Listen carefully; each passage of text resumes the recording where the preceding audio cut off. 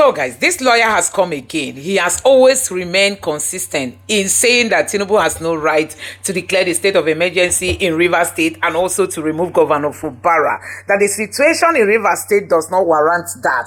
Don't forget that the National Assembly has come out to back what Tinbu said.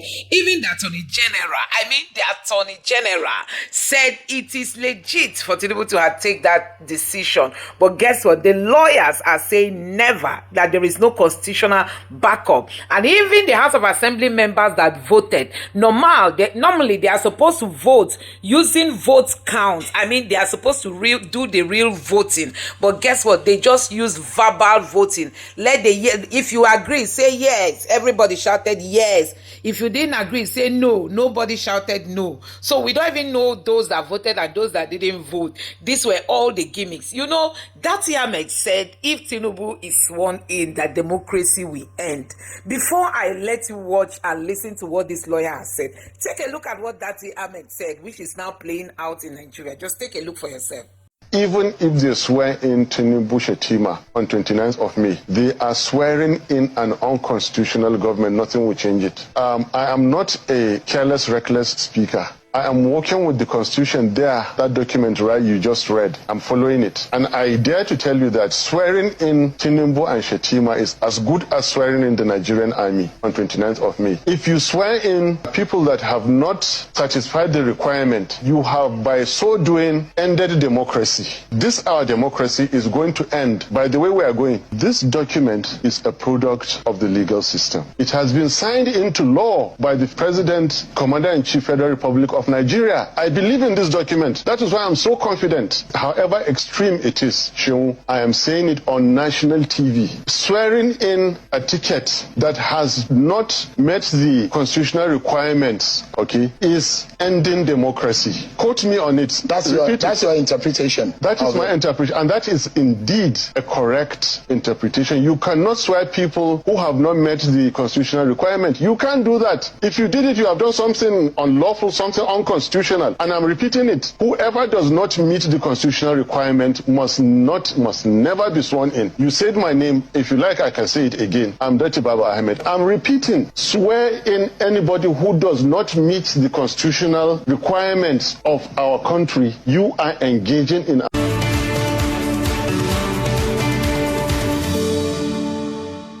The state of emergency in Rivers State has now received the required legislative backing. Both chambers of the National Assembly approved the proclamation in a voice vote to put a seal on the emergency rule in Rivers State. The National Assembly has also imposed a joint committee of both chambers to oversee the administration of affairs in Rivers State during the emergency period.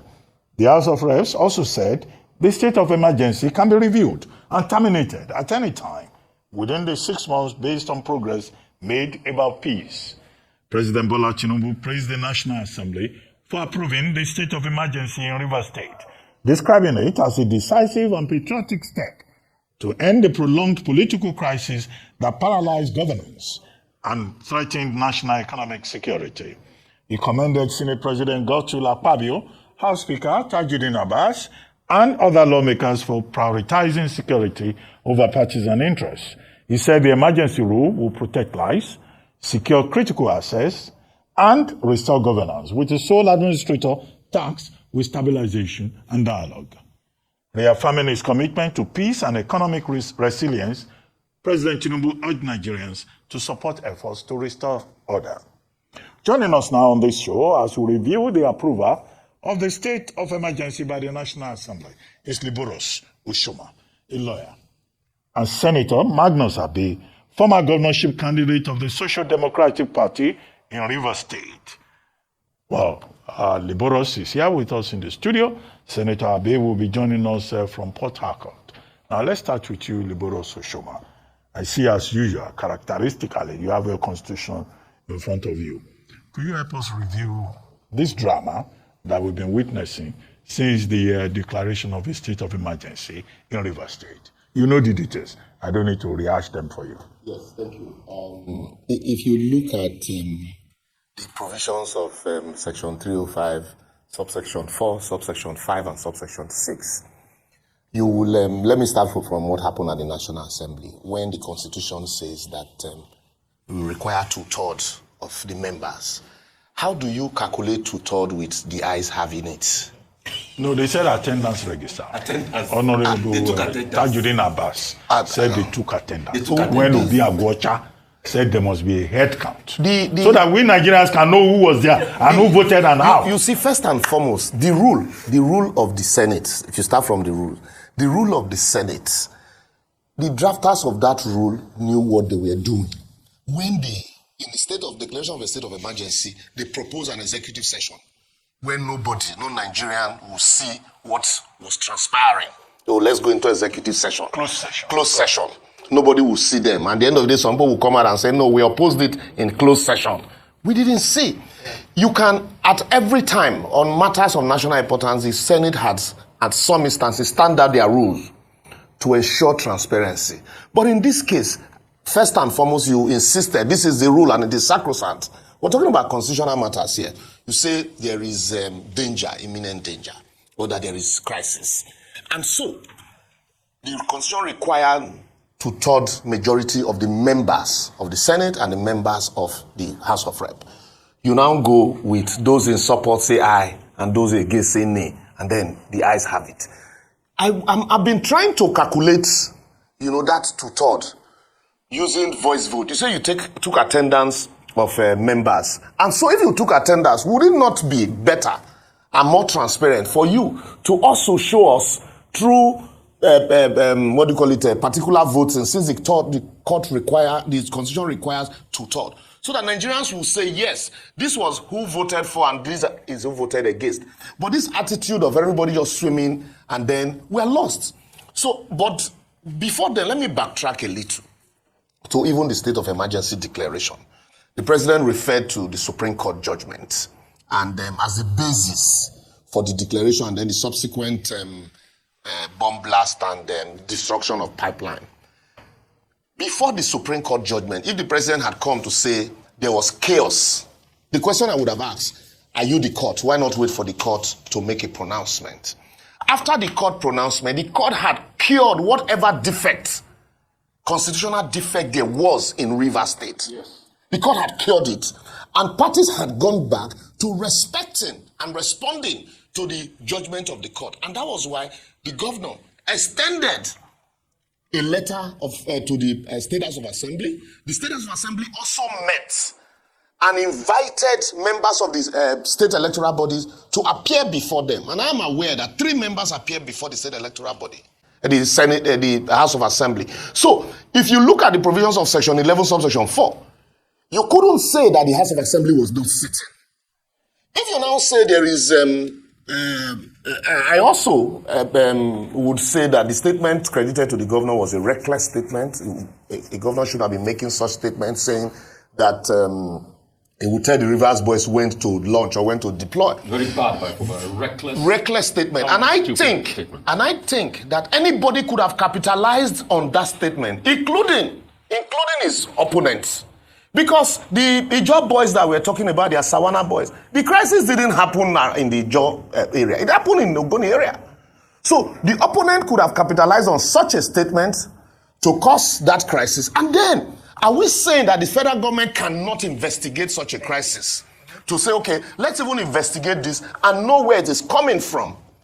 And so you just muddled up all of the issues, all of the constitutional issues, all of the challenges, and then you declare a state of emergency. I've searched the entire gamut of this constitution. People have referred to the Western region when Maje Kudumi was appointed as a sole administrator, referred to Atiku and the Obasanjo's era during the Plateau State, Dariye, and then the Ekiti issue.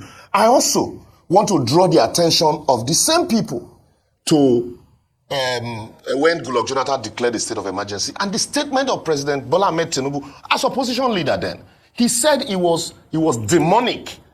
He was demonic, and it was smack of, desecrating democratic structures and also power grabbing in the then president's march to 2015. And so, what has changed? Is he no longer that Democrat that once preached that democratic structures cannot be destroyed. Even in that case, Goodluck Jonathan did not suspend democratic institutions in those 3 states.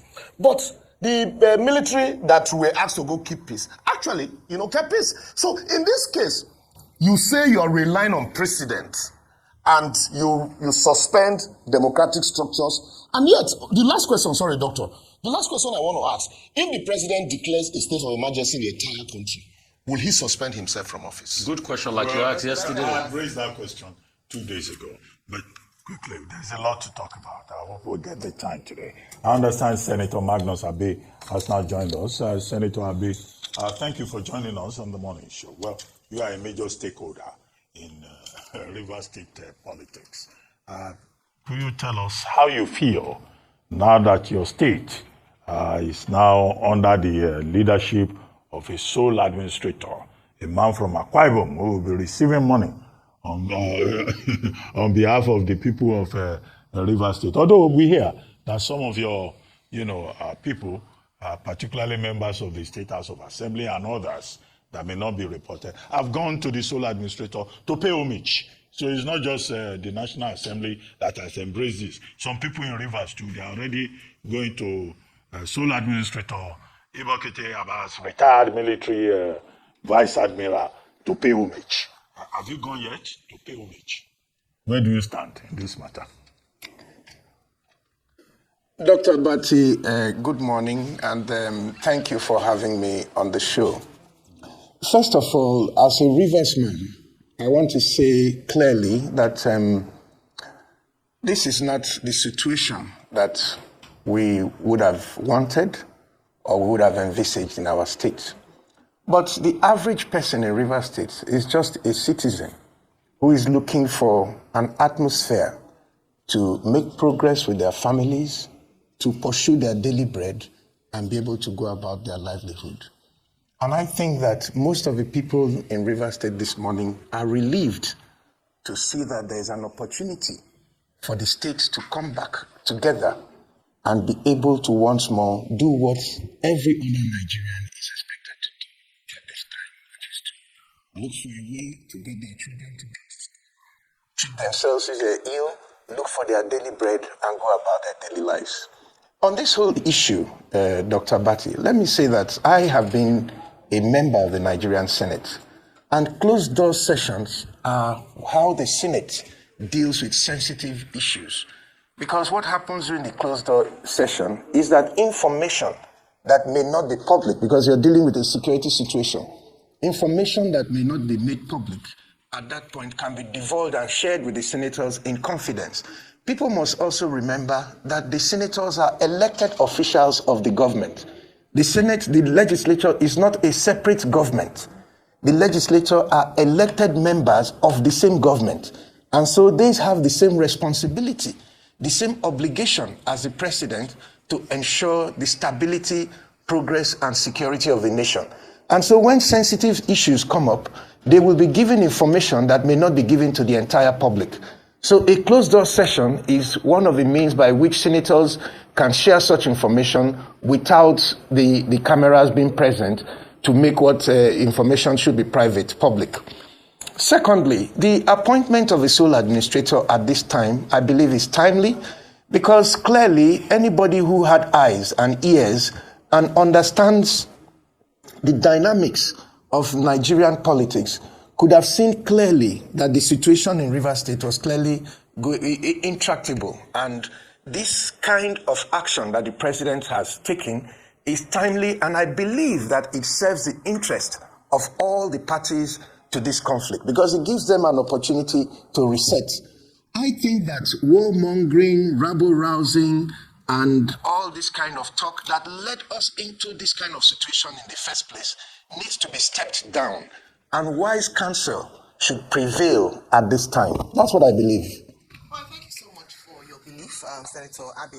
Just to quickly clarify, you made a few statements around the fact that now students can go back to school, people can go back to work. Was this not happening in Rivers State? Can you share with us what the status of security was?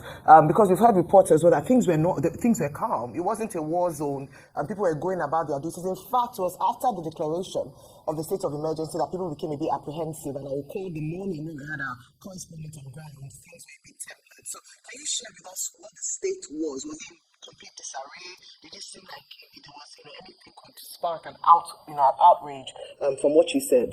And then for Mr. Shoma, I'd like to ask you with regards to the release of funds to the sole administrator, in terms of how the constitutionality and legality of that, especially because the oversight function will then fall on the Federal Executive Council in terms of how publicly he spends money. So effectively, the president is the governor of River State currently acting through the sole administrator.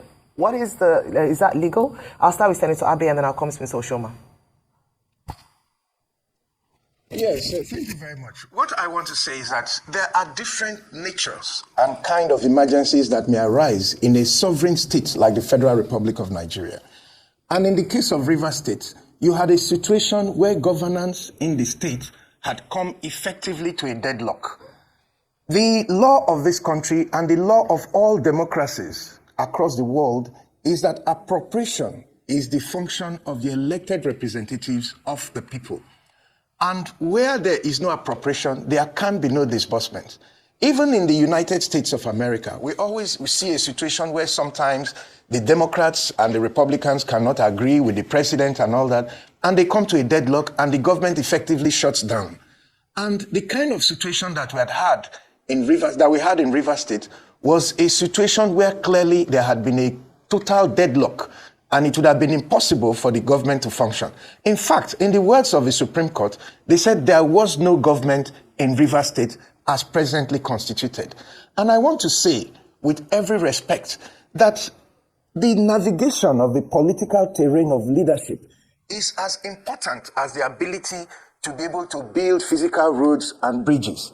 If you're the leader of the state and you do not show the capacity to be able to navigate the political terrain in such a manner that the state can continue to run effectively, and it is beginning to affect the security of major industrial and economic lifelines of the nation, the president has not just an obligation, but a duty to step in and ensure that this situation is able to be managed effectively in the interest of the citizens. And I think that in the case of Rivers State, that is a situation that the president saw.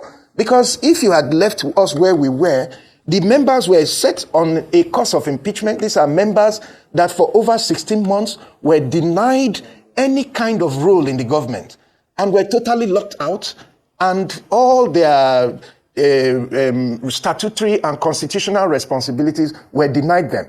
And this was a governor that was set on a path with 2-3 members, which we all know was a constitutional impossibility and had been so declared by the Supreme Court. All right. So in that kind of logjam, and the whole issue was spilling out, the president had an obligation to act, and he acted timelessly. All right. And I think what the president has done throws a lifeline both to the governor and to the legislature for them to be able to rethink and renavigate the situation at hand. So to continue to inflame passions and make insinuations that are not realistic in the circumstances is not in the interest of the people of Rivers State. That is the truth. Okay, thank you and so we need to tone it down and give the state an opportunity to breathe. And let me finish what I'm saying, please. Yeah, because of our time. Yes. I thought you'd made your point. Thank you so much. Mr. Shoma, I just want to get very quickly. Also, this thing around, there was potential breakdown of law and order in the state. Let's we operate a constitutional democracy. Yes. Section 105, Section 305, subsection 3. The president shall have power to issue a proclamation of a state of emergency only when the federation is at war, the federation is in imminent danger of invasion or involvement in a state of war, there is actual breakdown of public law, public order, and public safety in the federation or any part thereof to such extent as to require extraordinary measure to restore peace and security. There is a clear and present danger of an actual breakdown of public order and public safety in the federation or any part thereof, requiring extraordinary measure to avert such danger. There is an occurrence of imminent danger or the occurrence of any disaster or natural calamity affecting the community or a section of the community in the federation. there is any other public danger which clearly constitutes a threat to the existence of the Federation, or the President received a request to so do in accordance with provision of subsection 4 of this section. That's subsection 4, the governor requesting the President to declare a state of emergency. So now let's come to the issue, because I feel it is the people who are supporting the President and telling people that, look, let's de-escalate, that are actually escalating the crisis. Yes, there was a constitutional crisis in Rivers State. And the Supreme Court, which is the statutory arm of government, constitutionally responsible to look into the issues were submitted before them. And they looked into the issues and condemned it and said parties should go back and rectify. And parties actually went back to rectify. So now that parties had rectified, was there still an imminent danger? The answer is no. And then the idea of, oh, look, the people, there was a palpable tension in the state and all of that. If you look at the provisions of Section 188, subsection 1 to 9, it spells out the provisions, how an impeachment of a governor can be carried out. And then the Supreme Court has reiterated also, in the case of Peter Abbe and the Anambra State House of Assembly and Ladoja's case, that you cannot invoke subsection 10 except you comply with subsection 1 to 9. So a situation where the House of Assembly is threatening to impeach a governor, and then the House of Assembly runs into a logjam, do you now need to help the House of Assembly by declaring a state of emergency and say the parties are quarreling? These people, and now, because it is not about insecurity. That is why the National Assembly is saying they want to set up a committee to reconcile. Are you reconciling insecurity? So we all know where this is coming from. This is clearly political. And so that's why also the senator is saying that it will give both parties. Are we also saying that in Nigeria today, so once you have a quarrel between, a misunderstanding between the House of Assembly and the executive arm of government, and then we should declare a state of emergency, Edo, for 4 years, a governor refused to swear in members of the... Didn't Wike himself have 6 lawmakers at the point? I don't even want to go there now. In Edo, the governor refused to swear in about 11 or 14 lawmakers. Yeah. The matter was submitted to the court, even though the court spent 4 years and it moved between 9 judges and it was never heard. A state of emergency was not declared in Edo. In fact, the roof of... while I'm not encouraging removal or destruction of the State House of Assembly like Fubara did, which is condemnable, but a state of emergency was not declared. In the Northeast, as I speak, people are using ransom to do TikTok. That is clear danger and threat to our national security and peace. Farmers cannot go to farm. These places, there is no state of emergency in these places. You have 2 arm of government, 2 independent arm of government that are supposed to checkmate each other, are quarreling, and they have refused to sit down and resolve their issues. The court had helped them to resolve, and we are saying that is a ground for declaring a state of emergency. And so does that mean now that you have a crisis in Osun State, where the former local government and present local government chairman at loggerhead, so the president would... Some people have started saying they should declare state of emergency. In Benue State, as we speak now, the governor and the chief judge of the state are at loggerhead. And so, are we saying that the president should declare state of emergency? Real quickly. So how many areas are we going to declare state of emergency? Quickly, Rufai, please. On the issue of allocation, the Supreme Court ruled before now. The federal government approached the Supreme Court under Section 7 of the Constitution, requesting that the Supreme Court should make a pronouncement that under no guise can a state governor suspend a democratically elected local government chairman. And the Supreme Court so agreed with the APC and the federal government. That same federal government today is saying that they have powers to suspend a democratically elected governor and state house of assembly because the two cannot agree on what should happen in Section 188. And now, the same court, the same highest court of the land said, don't release allocation to a government that is not democratically elected. And now you appointed a sole administrator, you are going to flout the constitution and release allocation. And so that means it is not about fighting insecurity. It's about taking Rivers State through the back door and not about insecurity. Because if it's about insecurity, you take charge of the areas and find solution to the security challenges in those areas and not take over the entire state. Okay. Real quickly.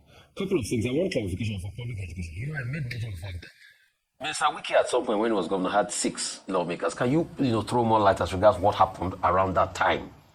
Another question is, I think in the conversation here, somebody was saying that the Senate should remember that they are also, sort of like, a part of the government and everything. So I'm asking, Dr. Abati, based on the spirit of the law by Baron de Montesquieu, where is separation of powers here? Are we, or like Baron Montesquieu said, are we now applying separation of power or fusion of powers? Because Baron Montesquieu talked about those 2 concepts in the spirit of laws that I read, separation of powers or fusion of powers. I want you to answer that. And for Mr. Magnus Abbe, Senator Magnus Abbe, the question I have for you is this. Please, can you show us with evidential proof the insecurity that is happening in Rivers State? Hope you know that the transnational pipeline that was blown up has started working again a day after. And hope you know the 2 other incidents of bombings around that area. NNPC has discarded some of them that say it was just a flare. So please, can you plot us the state of insecurity, the fighting and the killings that were happening on the road in Rivers, in Port Harcourt that warranted, and also the arguments on those that support the government is always that things were not fixed. But this was the same Fubara that wrote to the House and said, let's represent the budget. But the House rebuffed him and said they were going to go it alone by pushing for his impeachment. So show me the fairness in all this conversation. But let Mr. Liboros answer first, because you are always taking, the front part. So please, can you answer, put those clarity as regards, the things I talked about? Briefly. Yeah, time. Please, thank you. You see, that's anytime there is such a constitutional crisis, whether by 2 lawmakers, 3 lawmakers, 6 lawmakers, it is for the court to deal with. Because at every given time, there are situations where you have even off-cycle election. There are situations where a governor comes in and you have members in the State House of Assembly who are not members of his party. What he does is to woo them back to his party. In Wike's time, election was conducted for just, in some areas in Rivers State, election was not conducted because they couldn't conduct election because of insecurity in those areas. And I remember the INEC attempted to conduct those elections on 2 different occasions, and it was not successful. But did they declare a state of emergency in Rivers? Was there any point that Wike had 6 lawmakers? Because the election was not conducted. So he had 6 lawmakers? Yes, it was. I can't remember the numbers now, but because elections were not conducted in those constituencies, lawmakers could not be sworn in with the rest. And there was no state of emergency in that state until INEC dealt with it. Even as I speak now in Edo State, you have a governor who is a governor of the APC, and the speaker is in PDP. They are working harmoniously. And it's about give and take. If the parties could not sit down, and the Supreme Court had helped them to resolve the issue, do you now need to say, I believe, and I can clearly say this, that this pipeline issue was contrived. It was contrived to create this scenario and then declare state of emergency and say, let the people go and settle. Is that what the Constitution required? Please talk to us about the separation of power or fusion of power. Because I think somebody was saying about it. Seriously, what we have here is a fusion of power. And that is why somebody said that once this matter gets to the National Assembly, the current National Assembly will find any excuse to adopt and support Mr. President. So what were these security issues? This is security, the issues, the information could have been taken at the executive session, and then the voting can be done publicly. But when this information was not taken at the, because from what we heard from some senators also, there was no information that was taken at the executive session. And this idea of kowtowing to the whims and caprices of the executive, and I am also ashamed because I know that's what they all do, which is what led to this fight. A governor would want the State House of Assembly to be an extension of the executive. And that is what we have taken to the national level. Before now, we used to have a vibrant House of Representatives. But unfortunately today, we don't no longer expect anything from the House of Rep, not talk of Senate. Okay. We need to go to Senator Magnus Abbe. Please, empirically prove for us the insecurity in the states. And also confirm for us, didn't the governor make attempts to represent the budget and write to the lawmakers, but they rebuffed him? Was that a level of fairness? But prove to us the insecurity, the fighting in Rivers State that was constant, the shooting on the streets that led to this state of emergency. Rufai. Yes, sir. Rufai, just calm down. I don't have to prove anything to you. Your position on this matter is known. And what I want to say to you people is that it is important. Yes, it's true. It's true. I don't have to prove anything to you. Answer question now. What I want to say to you people Senator, you have a right to answer the question. I'm just saying prove to me. Senator, You see, we are making arguments here. I don't have to copious prove logical anything to you. arguments. I don't have to prove so please anything prove to to you. me, Senator, You are not that there making was any- so much insecurity. Defend your statement that there was so much Rufai, insecurity. You said I it don't before. have to- Defend Excuse it. me. Yes, sir. Listen. I don't have to prove anything to you. The position you people have taken is known to the entire country. But all I want to say to you is that for the sake of the people of Rivers State, is it important that we have a balance? There are two sides to every coin.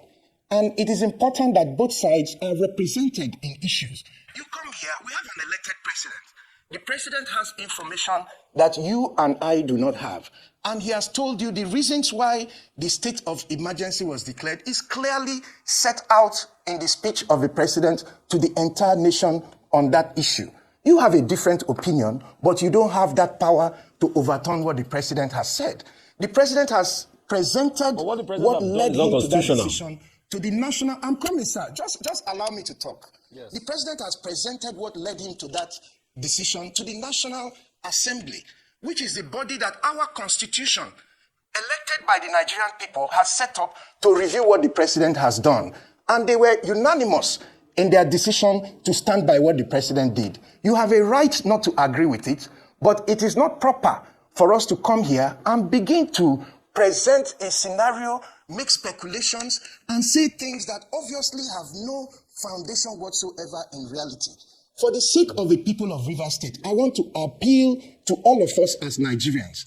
Let us give peace a chance. And it is important that we remember that there are two sides to every coin. You don't take everything. I'm sorry, sir, just a minute. I don't want to argue. Let me just say my own bit, please. You remember that there are two sides to every issue. Opposition members, those who are opposed to the president, have gathered to sell a narrative because they think that they can profit politically from the crisis in Rivers State. Let me sit here and say clearly that they cannot. What is important to Rivers people at this time is that we should allow common sense and wise counsel to prevail. I have been looking at what is happening in the state. We saw the conduct of the governor that led up to this crisis. The governor is the chief executive. He is the head of the government of the state. And it was his responsibility to manage both the political, economic, social, and whatever challenges he faces in the course of his governance. He chose the path that he chose because he was listening to people that he should not have listened to. Some of the people he listened to, let me take the case of a fellow governor who is one of his strongest supporters. He had the same issue in his state. In his state, when he had the issue, did he come out openly to confront his predecessor who had helped him into power? He did not. While the predecessor was fighting him, he gave him his ticket back to the Senate, but blocked his boys who were all in the SDP. They didn't have a total showdown the way he now was supporting in Rivers State. And at the end of the day, when the price comes, it is the man who is sitting in the seat that will stand alone. We saw it in the House of Reps. All those people that were shouting for Fubara to continue to do this, and coming on a rise, they were in the House of Reps. They had the chance. Okay, you say it was a voice vote. At least you could have opened your mouth to say nay. Did they do it? So Okay. let us be practical. Senator, This is a political situation that was going to result in a total breakdown of law and order. And the president, as the president of this country, acted in the interest of the Nigerian state. Senator. Nobody should sit down and begin to accuse the president in this kind of matter. He has acted in a partisan manner. But what the president said, was it different from what the Supreme Court said? So let us be practical and be balanced. That's all I will appeal to you to do. We're after the Constitution. And with due respect, Yes, sir. Go ahead, sir. Okay, Rufai. Rufai, please. I'll just say proof to me. Rufai, please. Proof to all of Leave you. him alone. Senator Abbe, I understand your passion. I mean, you are a major stakeholder in Rivers. No, But it's not a passion. I'm just worried because this affects my state and it hold affects on. my people. Okay, you are a major So we stakeholder. should be balanced. You are a major stakeholder. Yes. We know We need that peace. there was clear We and need present peace, and danger. we need wise counsel. That's what we need. We know there was clear and present danger in Rivers State. The president gave his reasons. He's the chief security officer of this country. But And he knows what is happening in Rivers State. No, I More understand. than the anchors in Arise. I understand all of that. So give him that credit. I understand. You don't sit down and accuse Look, the president he's being partisan. He's doing Senator. No, just hold on. The senator has powers. The president has powers under Section 305. The bone of contention is that he does not have the right to collapse democratic structures. Nobody has ever said that the president cannot intervene. That's why Section 305 uses the word shall, because he has a responsibility to protect the country. But I asked you a question. Wait, before I let you go. I said, when are you going to visit the student administrator? Because some people have been going to him. I want to know. If I have the opportunity to visit the sole administrator, I will visit him. But what I want to say is that every emergency is not the same. So what steps may be necessary in one emergency may be different from the kind of steps that are required in another kind of emergency. So there's no law that says that if Jonathan took this kind of decision in one kind of emergency, every president must follow what one president did. Every emergency is different. The important thing is that the steps that the president will restore normalcy and bring order back to that part of the federation. And that is what the president is trying to do. And it should be supported by all Nigerians so that that emergency is resolved in the national interest. That's what I would say. Senator Abbe, thank you very much. Thank you very much. What else do you want to say? We want to close this program. Thank you for protecting me from Public domain. The president's speech in the public is in the public domain. And because the senator talked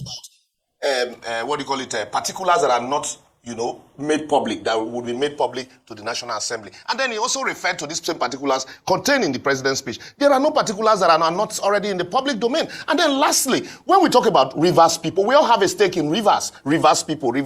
Are you from Rivers?